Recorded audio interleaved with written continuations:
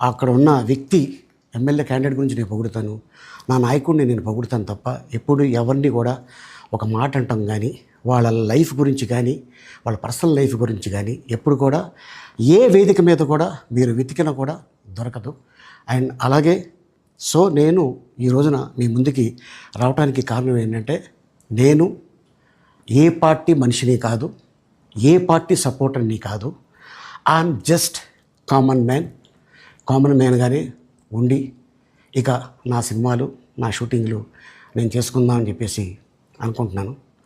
That's it. ఈ మాట చెప్పడానికే నేను మీ ముందుకు వచ్చాను. సో నేను ప్రతి 5 సంవత్సరాలకు ఒకసారి ఎలక్షన్లో మీరు వెళ్ళి ఎలా ఓటేస్తారో నేను కూడా ఒక కామన్ మ్యాన్గా వెళ్ళి ఓటేసి వస్తాను.